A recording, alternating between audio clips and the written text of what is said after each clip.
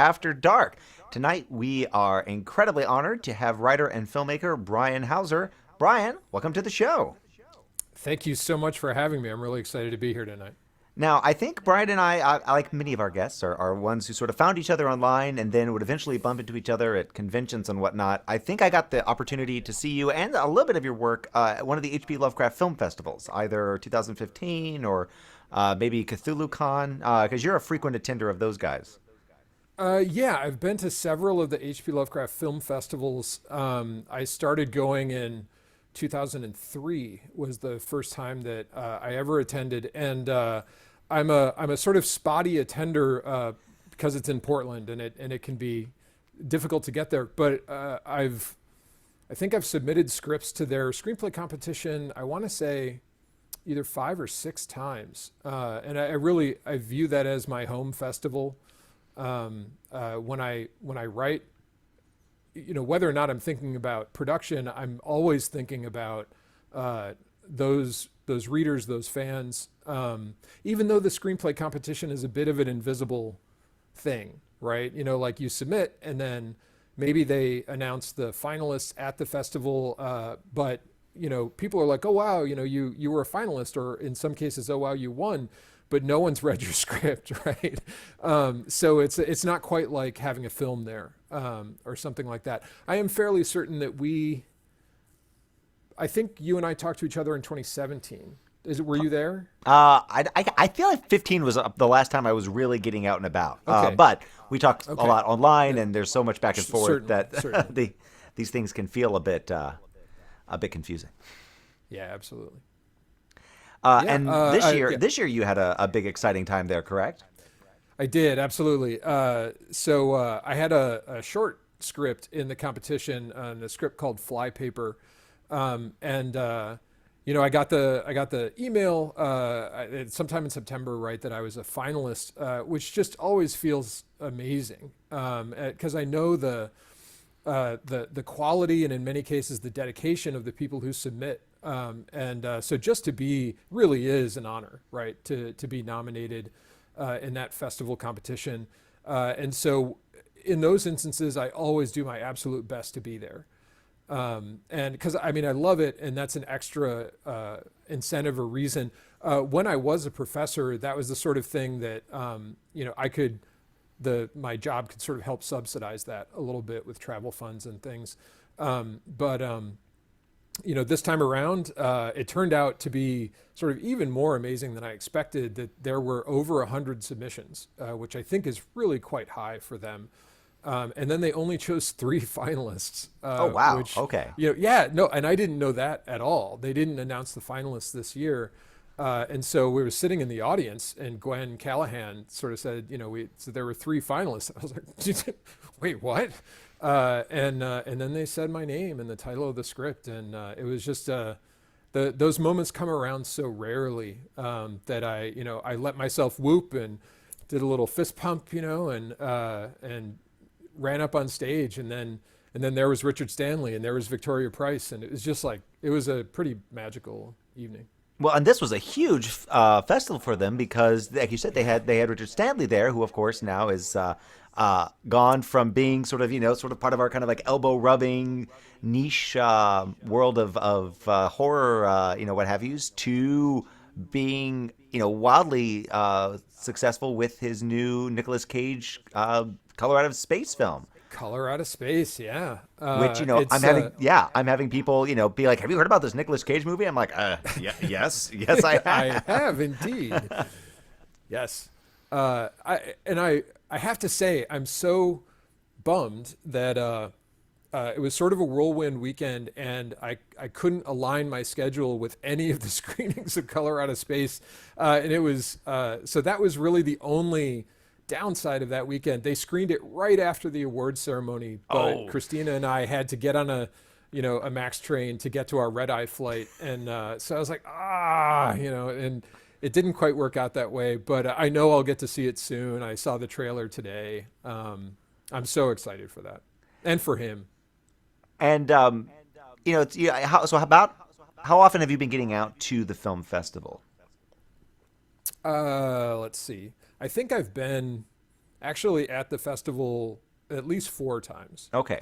I think it was 2003, 2010, 15. I guess it's five. 15, 17, and now 19.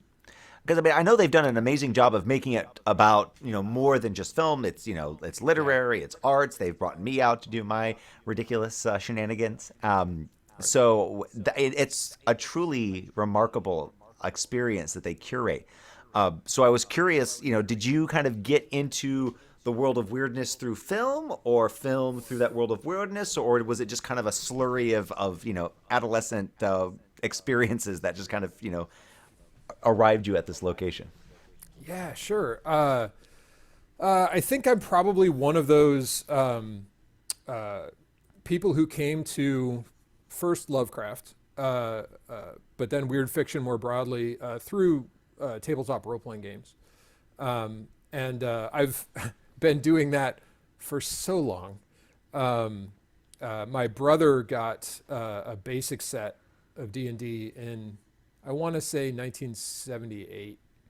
And so I was the tag along brother, the little brother, who was always good to kill in a dungeon. And so I've been role playing for a really long time, and we had that first edition of Deities and Demigods that had all of the Cthulhu mythos, entities in it, and so that's where my first familiarity started. But then only about 2 years later, I saw Call of Cthulhu as a game, and so really early on, I sort of strayed from fantasy role playing and found horror role playing. And so did a little bit of Call of Cthulhu, but then really sort of found my passion with Pace Setter's Chill role playing game, but would always come back to COC as like a touchstone, and then later on really delved into the fiction.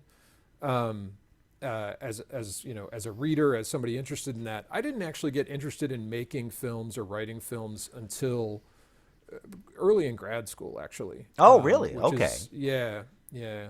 Was it So more from the academic kind of literary, film theory style, or did you just have a lot of guys with cameras and be like, all right, you go run around in those trees?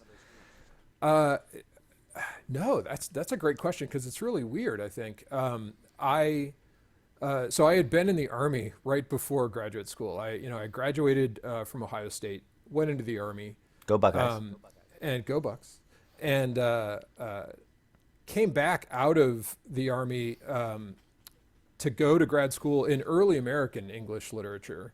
I was really interested in uh, up through the 19th century, but starting with the Puritans, just like that whole witchy supernatural thing. And there was always part of that that was really informed by less reading and more watching, right? That movies and TV. But I don't know, I had this, it wasn't my prejudice, but I sort of felt if I really wanted to do graduate school and I really wanted to be a professor, it didn't seem to me at the time that TV and movies were quite as legit. And so I thought, just as a career move, it would maybe be better to be a professor of 17th century literature. I didn't know. I obviously knew very little at the time, but so I started grad school that way. But I was like, I've always really needed a creative outlet of one kind or another, and I really was interested in film and writing. And so my first screenplay that I ever wrote was an adaptation of the steampunk game Space 1889. Oh, wow. Okay. Yeah, and it's called Bringer of War. Um, and there's a whole thing there where, like, in the middle of writing that script, I realized or found that there was a production company that had the rights. And they were planning a feature film and a TV series and stuff. And so I just kind of wrote to them. This is really weird, but I wrote to them and I was like, hey, after I finished it, I did this thing. I don't know. I know you have a script, but I don't know if you're looking for people for maybe the television episodes that you're thinking about, but like, I'd be happy to share it with you. And they at first were sort of standoffish, as they ought to be, and as you would expect, about like, we're not so sure, we're leery about reading your stuff, and but then eventually, I said, hey, cool, whatever, we'll stay in touch. And then they asked to read it at some point, and later on they sort of were like, we kind of like your script better than we like the one that we're working with. And so like that led me into a relationship with them, which really got me into filmmaking because I wanted to start experimenting with short films and stuff because I wanted to understand better the things that they were asking me. And so as a screenwriter working with producers and directors, I just thought it would be a good thing to do to understand that job better. And then from there, I was just like, wow, this is really great. And so I was noodling around with it, not that script in particular, but just like the idea of screenwriting and filmmaking all through grad school while I was trying to finish that. And then in 2002, I was called back to active duty after 9/11. So I was gone for over a year.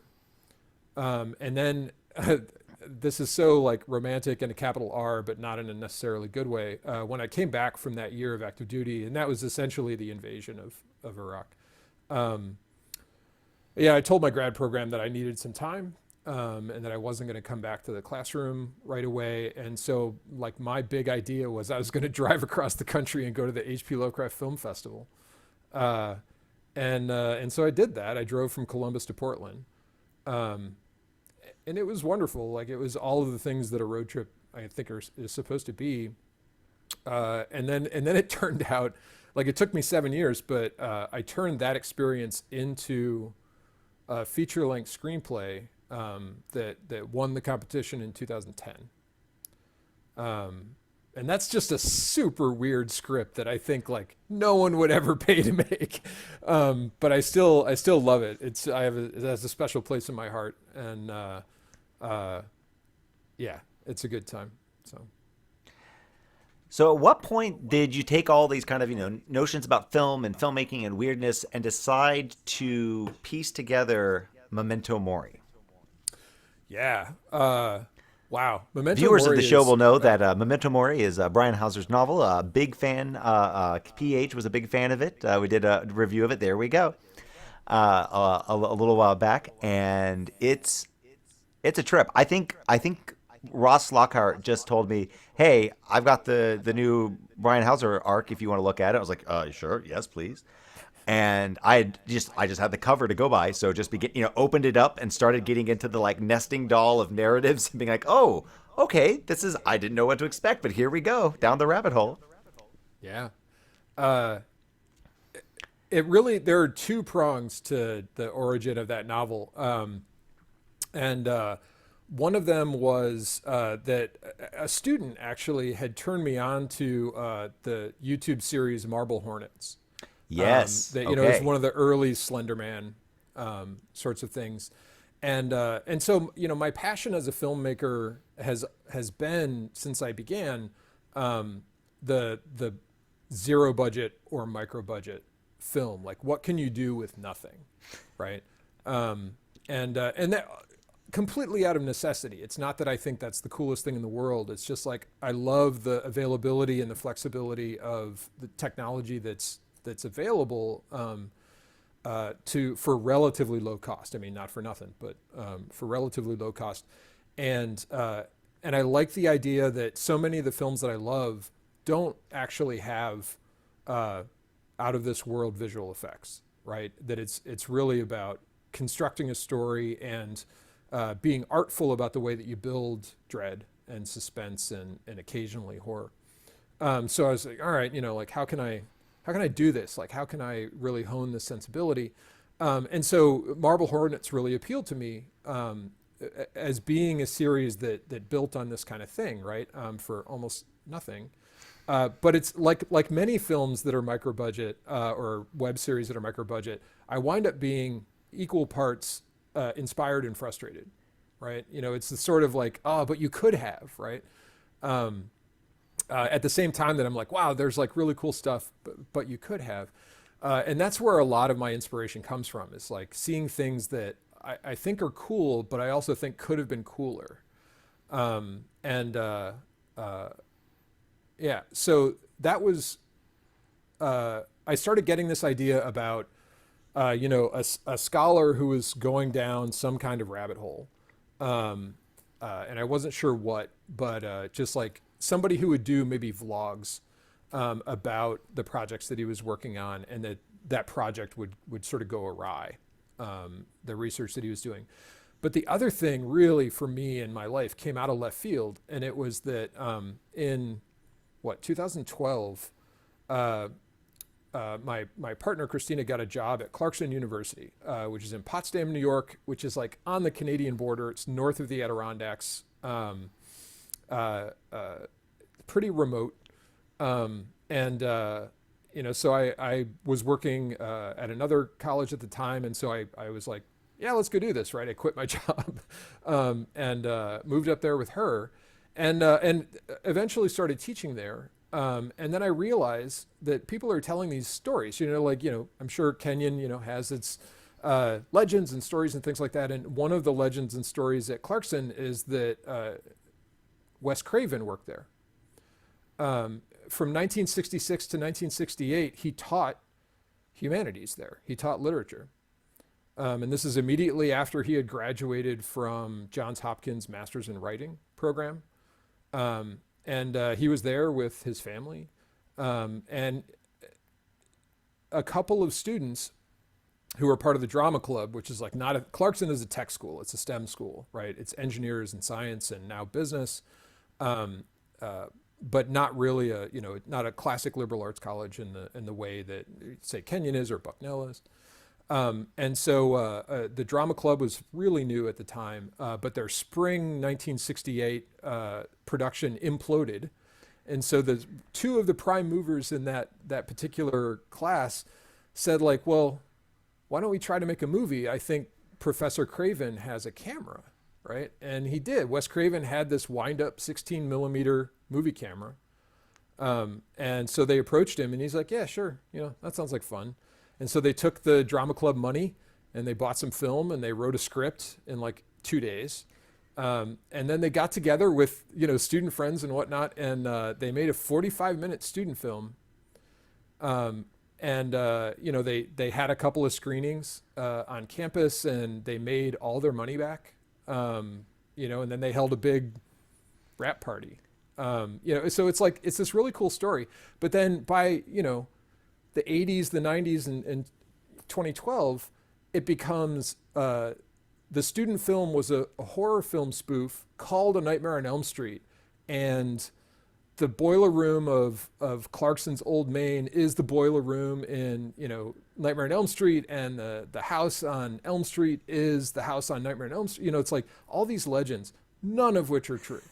Like none of it is true, right? Except that Wes Craven taught there. And so just like someone approached me saying that they wanted to start a film festival, Adam Paul, actually, a really wonderful sort of comedic television actor and now television director as well, just a really great guy, said, I want to start a film festival in the North Country that would actually be literally international, that it would be Canadian and American. For the inaugural year, he wanted to have a screening of Nightmare on Elm Street on Elm Street. This is 2015. And he's like, would you MC it?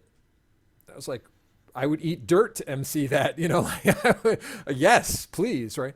So Wes was still alive at this time, and they were trying to get him to come, but we didn't know he was ill. And so, he wasn't ultimately going to come. He passed away that August, and this was going to be in October. But I did all this research. And so I did all this research on Potsdam and Clarkson in the late 60s. I did all this research into Wes. So much of the scholarly and biographical info on him and on this first film that he made is just kind of incorrect. And a lot of it's incorrect because Wes would tell the story wrong, right? Whether or not he was sort of covering up or misremembered or whatever it was, like he wasn't telling it accurately. But I was in contact with one of those two students that asked him to make the movie.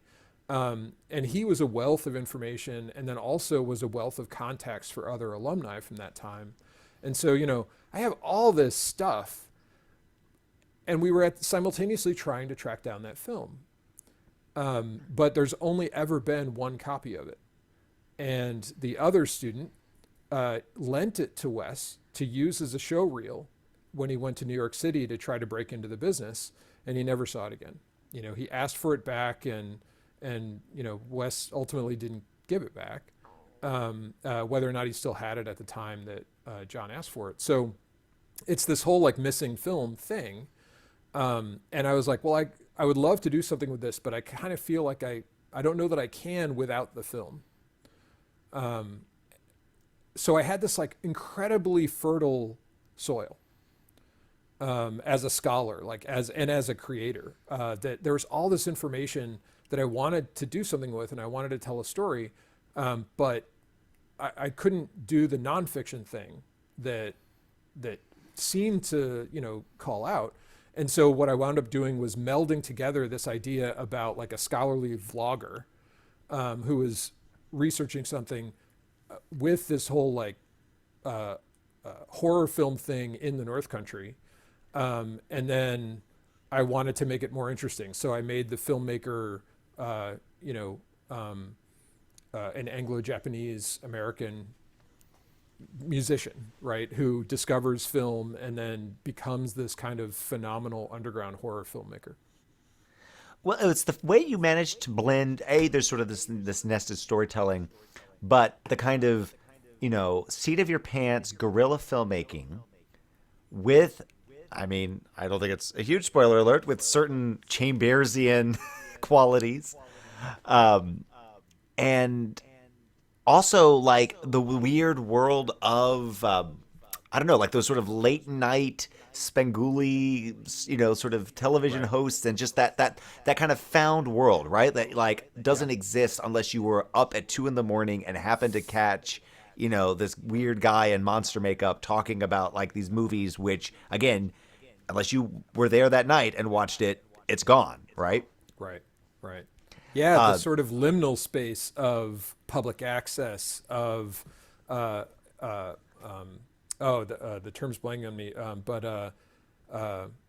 a happening, right? Or yeah. a cinema of experience rather than like, oh, I can see that on DVD or I can see that in wide release.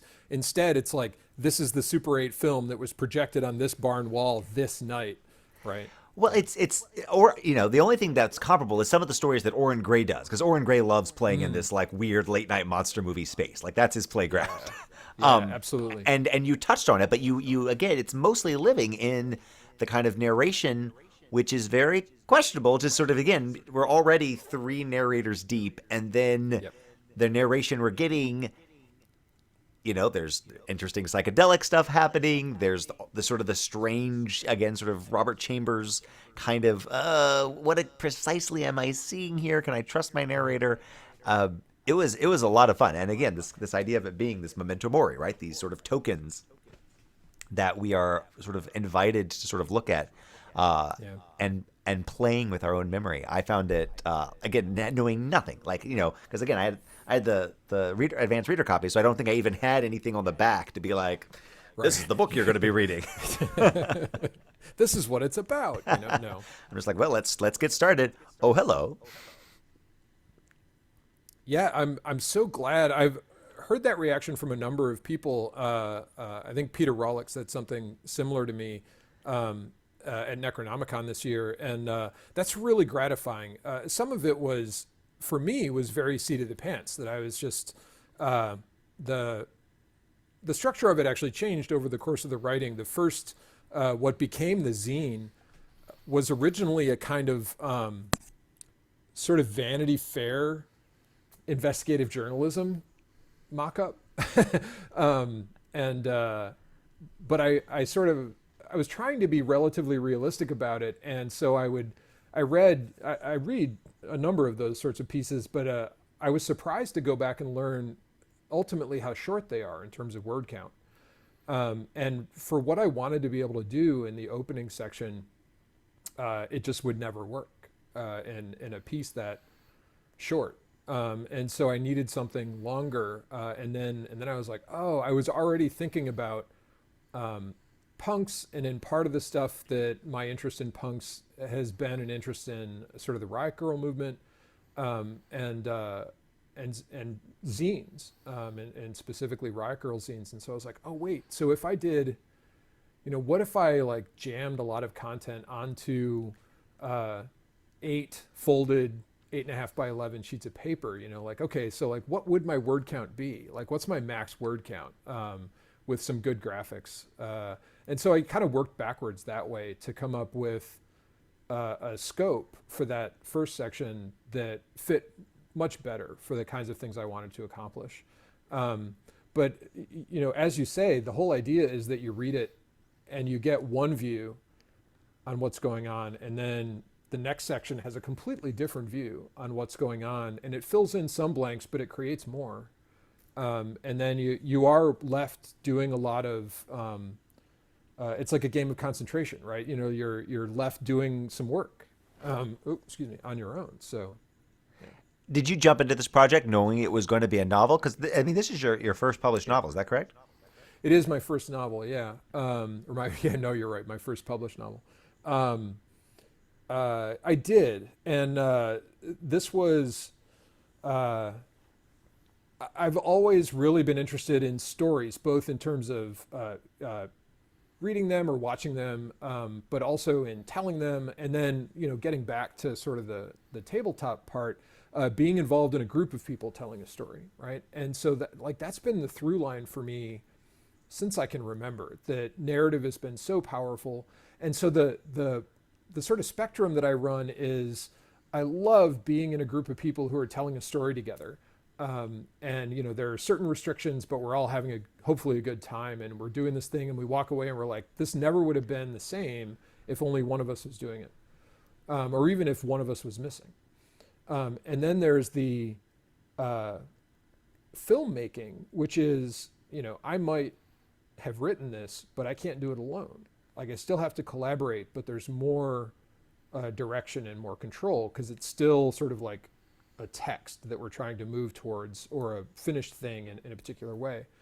And then at the very end is like the novel, where presumably mostly one person is crafting the vast majority of it, and has complete control and has no budget, right? Doesn't need a budget to tell that story. And I do want to pause for a second and say, Ross wound up being so important to the way that Memento Mori came out in the end. And his suggestions were not, massive and, go back and rewrite 30,000 words of this or something like that. But his astuteness and his attention to detail, and the suggestions that he made,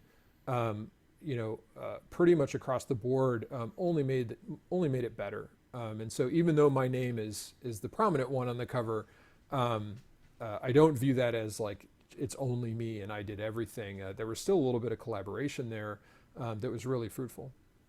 That's fantastic. Yeah, because again, it's a very different world going from, like you said, the kind of collaborative world of filmmaking to this. I'm going to be trapped inside my own head for the next little while. Yeah. I'm going to close my door. I just, long-time viewers will know that despite my living in the horror world, I've actually not read much Stephen King. So I finally sat down to read my first Stephen King book, which of course was not one of his novels, but his on writing. Oh yeah. Oh, absolutely. And the way he talks about writing is like, this very like, you lock yourself in, you find a room, and and the room has to have a door to like shut the door, and I'm like, whoa, that is a very prescribed means. Because knowing writer friends, I know there's a lot of different processes, and I know that there can be a lot of collaboration and a lot of reaching out. But ultimately, you've got to put the words on the page, and that takes time. Right. And that's it. Lately, I've been posting both on Facebook, but also on a relatively new blog.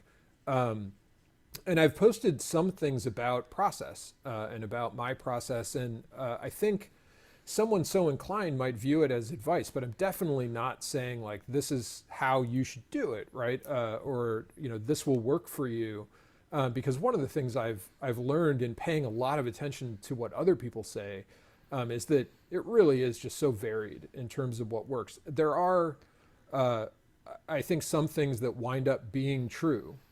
And they largely have to do with persistence, discipline, regularity, and reading, the importance of reading. And these are all things that I would have been skeptical about because they would have been difficult when I was younger. But after 30 years of trying to do this, uh, uh, I'm sort of like, you know what? Almost everybody that I listen to is right in some way, right? All those things that annoyed me, and I was like, I don't have to do it that way. Um, I might not have had to do it exactly that way, but a lot of that advice turns out to be the case. And so I spend a lot of time when I'm not actually putting words on the page, thinking about how I put words on the page, and thinking about okay, so what's working well, and what doesn't seem to be working as well, and if it doesn't seem to work well, is it like, do I still go with it? Like, is it just something that's rough and that's how it works, or is it something that maybe I could try something different? And so I think I've kind of gotten to this place where I'm very comfortable with my process, and so far it seems to work. I mean, Memento Mori is in some ways a single data point. So we'll see how this next novel goes, and what the reaction is. And even if, I mean, there's also just the sort of vagaries of the market and critical interest, and so I might really like it and be happy with it, and it still might not find a home. And I think also at this point in my life that would probably be okay. I have other ideas, and would keep going. Like it's satisfying to do it. It's more satisfying when other people get to enjoy it and experience it. But I've still got a lot of work to do that I'm excited about doing. So, Can you tell us a little bit about this new project? yeah, this will be sketchy. I'll warn listeners or viewers in advance. So the title of it currently is The Hermit, and I think the broad outlines essentially are they're as I guess a lot of people, a lot of authors will wind up saying, are semi-autobiographical. And that autobiographical event was the year that I graduated college, which is 1994. My father invited me, or asked if I was interested in driving up to the Upper Peninsula of Michigan. So I grew up outside of Toledo, and driving up to the Upper Peninsula of Michigan and helping to excavate a 19th century shipwreck. Okay. Right, because as you do, Like you do, of right? course. Hey guys, hey. Like you do. Hey, what's going on? So, like, minor backstory. While some kids were going to camp, sleepaway camp, and doing archery and making friendship bracelets and that sort of thing, I went to archaeology camp.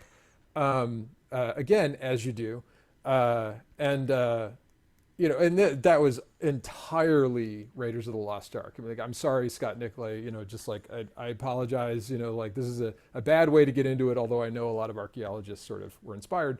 But when I was 13, like, that was it. That was the whole thing. And I was so excited to do it. And obviously my interest took me in a different direction later on. But when he said, like, do you want to go to a dig and help excavate this shipwreck? I was like, yeah, obviously.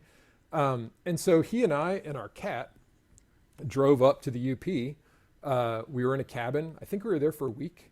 And basically we just hauled buckets of mud, right? Like, they weren't going to let us anywhere near the really cool stuff. But we hauled buckets of mud. And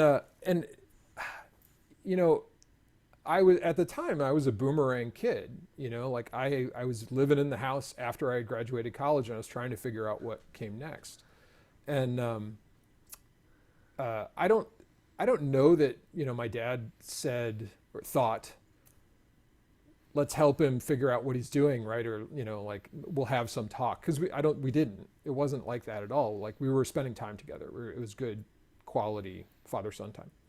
But I think about it now, and I'm sort of like, it's a great sort of story setup in a lot of ways for thinking about that, like, trying to help a child out, right? Like, it's your child who's an adult now, but maybe needs an extra push, or needs a little bit of advice, but it's a different relationship. It's not do this, don't do this, Brian, no, sort of thing, but rather, like, hey, you're an adult. What do you think you're going to be doing? Like, your mom and I are kind of curious about what you're doing. And so the weird part, right, is just like they go up to help excavate a 19th century ship, and it turns out there's more buried in the sand than they bargained for. So Fantastic. that's about all I can tell you. Excellent. Well, that is certainly tantalizing, and that is The Hermit. So we will keep our eyes out The on Hermit. The Hermit. Beyond that, you've also starting work on beginnings of a film project. Is that correct?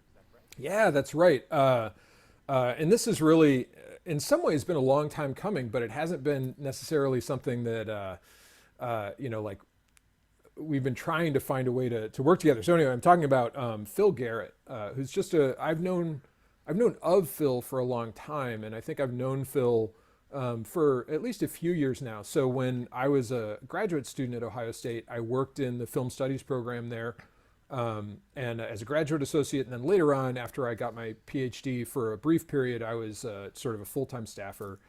And so Phil has taught at Ohio State, teaching video production, film production courses.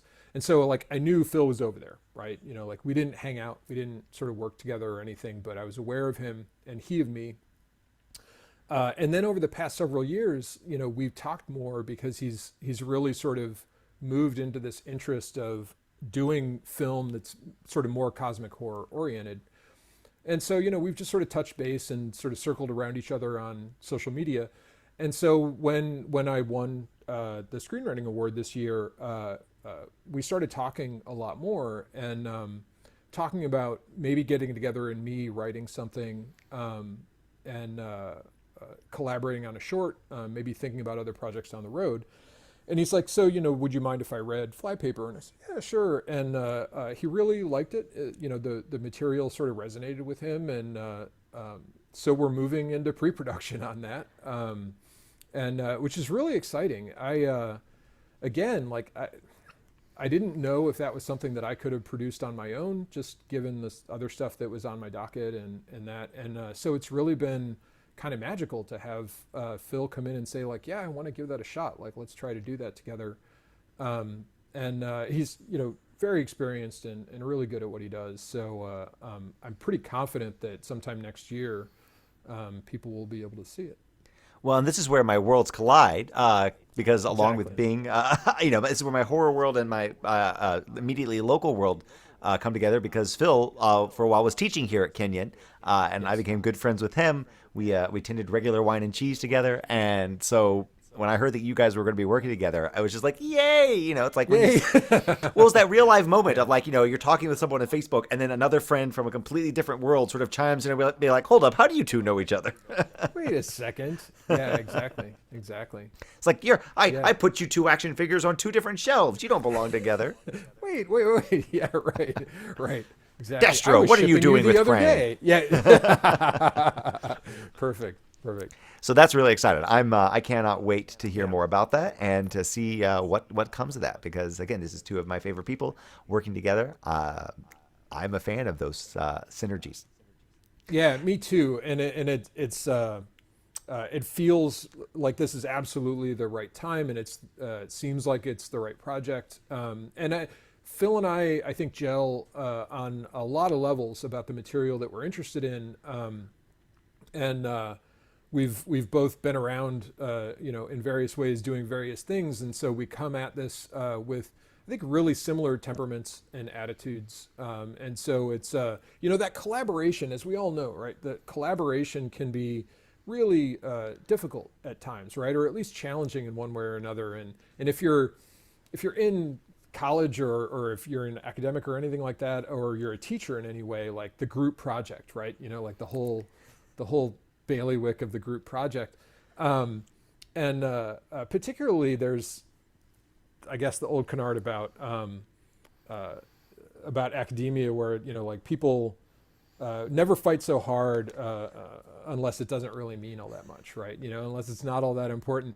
If you're making a short film, that's not right where the money is. If that's something that you're interested in, that's kind of not the way to do it. And so they're in many ways like labors of love, and you craft these things that are that can be kind of phenomenal, but it's not quite the same formula as like crafting the phenomenal feature film that really might do amazing things, right? Financially as well as artistically and that sort of thing. So all I mean by all that is just that like you want to make sure who you're getting in the boat with.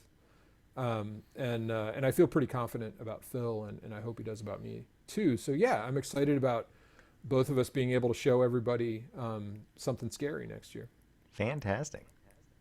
I will let you get on to plugging everything else, but I do need to pause really quickly and ask, are you playing anything right now? And tell me about your character if you are. Yeah, and this is so for me. It's really strange. Like it's been very gaming has been spotty for me for a couple decades, right? I've been doing other things, but recently, through the magic of the intertubes, I've been able to game again. And then for me, strangely, it's been Dungeons and Dragons, which again, I sort of moved away from pretty early on in my gaming life to Chill and Spacey in 1889 and Vampire and Star Wars, all these things. But I have my high school gaming group, like these guys, right? That I used to game with, and I was almost always the game master. I wouldn't say that absolutely, but quite often I was the game master. And we just, did one of those things on Facebook where one of our friends there was telling us about his, I think at the time, 11-year-old daughter, maybe 12, wanted him to game master, to dungeon master an adventure for her and her friends, which I thought was great. And this I'm sure resonates with you and your experience.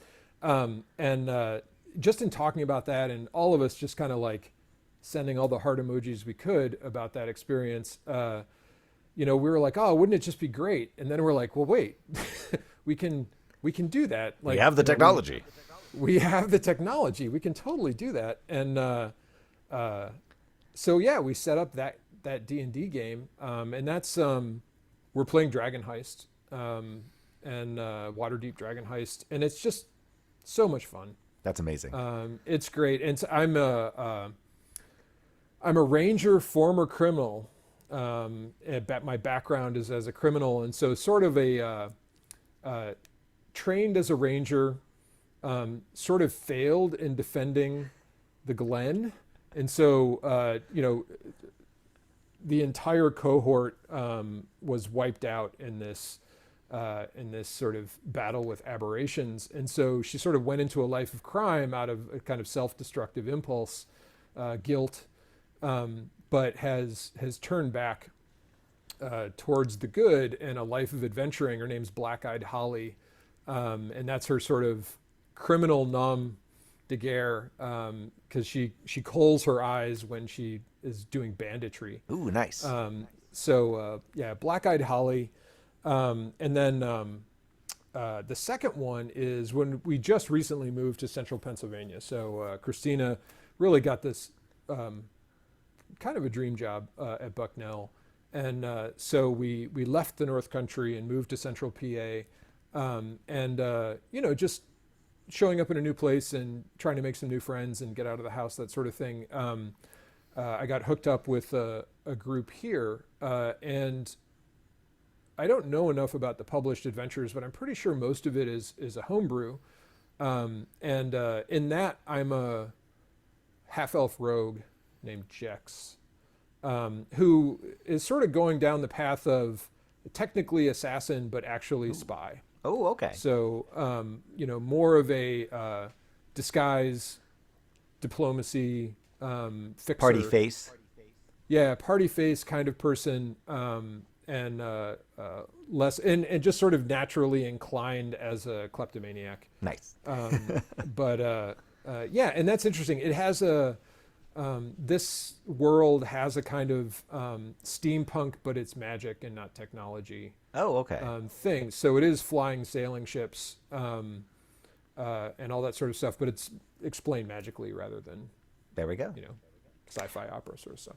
Now, I'm asking this because I lived in an army town for a few years and known military folks. How much gaming did you were you exposed to in the military? Like, was that like kind of what sort of super focused it, or were at the time was it sort of too were you too busy? Because I know so many giant D&D nerds who got into it because of being in the military. Yeah, I know that now, but that was absolutely not my experience. I didn't have all my books with me, but I had some material, and it was something that I would sort of come back to as a touchstone, and just like rather than carting around a ton of novels, for instance, I would have these books that would inspire creativity and that sort of thing. Just having them, and it's one of the reasons why. When I got to grad school, I was sort of primed to write Space Age 1889 because I was just like, it was there, it was in my head. But no, like I didn't game, I think, at all. And apologies if there's anybody out there who's like, Hauser, what the hell are you talking about? We totally did. I think back on it now, and I might have tried once or twice, but just like, I don't know, I was with folks who, for the most part, didn't seem all that interested. I did game later on with a guy that I met in the service. We were stationed in Germany together, but it wasn't until years later, and he was in law school in Cleveland, and like Christina and I would drive up from Columbus, and we would play or what was that? I think it was Pathfinder. Oh, nice, excellent. That we were playing. Yeah, so no, I did almost no gaming in the service. Very neat, very excellent. For folks at home who've been following my own gaming exploits, I, of course, started up a Dungeons & Dragons camp for local middle schoolers. And just today, I made a joke to my wife. And the end result is that now I'm going to be running a D&D game for the Episcopal student group. So that is outstanding. This is why you should never make a joke around a spouse who is looking for programming. That is correct. That is correct. You walked right into that. You should have known better. Brian, this has been absolutely amazing. Thank you so much. I'm so excited for what is coming up. If folks are interested in your work and following what's going on, what are the best places they should go to? Yeah, so my sort of splash page and blog is brianrhauser.com, and that's Hauser. And then I'm Brian R. Hauser on Twitter, and I'm on Facebook as well. So those are the best places. Awesome. Well, thank you so much. Thank you for everyone for watching. One of our viewers pointed out the quote is, "Academia is only so cutthroat because the stakes are so small." So there we go. Perfect. Thank you so much for keeping me honest. It still hurts. So true.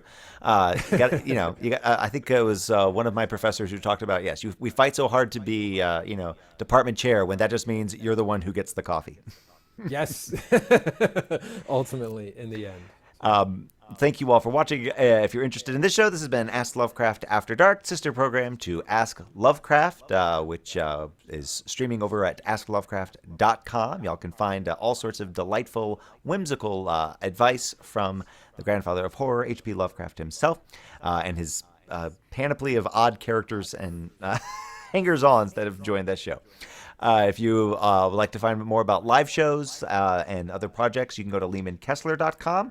I'm working still on my audio drama, Moonbase Data Out. We've got a new episode of season 2 coming out this Sunday. I just had a story that I narrated over at Podcastle.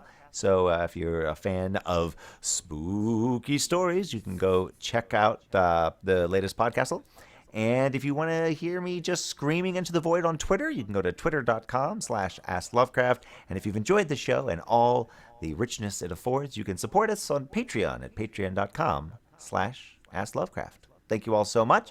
Brian, once again, it's been an absolute pleasure. I look forward to having you on again, to hearing more about not only your works, but also your characters, because I think before we got on the show, you pointed out that seems to be the new theme. This is gaming with horror icons. So yeah, it does seem to be that. Yeah, absolutely. Thank you so much for having me. Thanks to you and your viewers. I really appreciate it. No, thank you. I hope everyone has a fantastic week, and we'll be seeing you all later. Bye, all. Bye-bye.